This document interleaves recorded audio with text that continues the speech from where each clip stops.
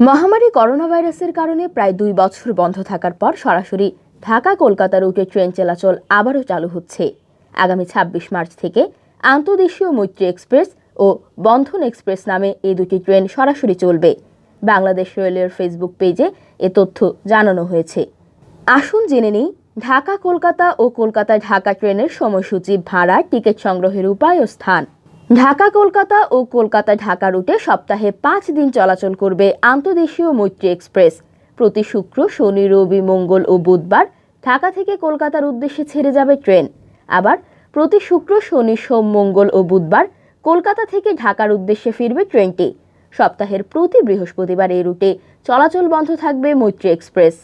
ঢাকা কলকাতা রুটে জনপ্রতি AC chair বা স্নিগ্ধায় ভ্যাট ও ট্যাক্স সহ খরচ পড়বে 2500 টাকা। ভ্যাট ও ট্যাক্স সহ এসি সিট বা বার্থের জনপ্রতি ভাড়া পড়বে 3400 টাকা। এ রুটে ট্রেনে অবশ্য শোভন চেয়ারের কোনো ব্যবস্থা নেই, তবে 1 থেকে 5 বছর বয়সী শিশুদের ক্ষেত্রে ভাড়া নির্ধারণ করা হয়েছে অর্ধেক। বাংলাদেশ রেলওয়ে কর্তৃপক্ষ জানিয়েছে, কলকাতায় যাওয়ার ক্ষেত্রে ভ্রমণের অন্তত 29 দিন আগে টিকিট কিনতে পারবেন যাত্রীরা। আর কলকাতা থেকে ঢাকায় আসতে অন্তত 4 দিন আগে এই টিকিট কেনা যাবে। প্রতিদিন সকাল 9টা থেকে সন্ধ্যা 7টা পর্যন্ত সংগ্রহ করা যাবে টিকিট। কলকাতা ভ্রমণের জন্য ঢাকার কমলাপুর রেলওয়ে স্টেশন এবং চট্টগ্রাম রেলওয়ে স্টেশন থেকে টিকিট সংগ্রহ করা যাবে।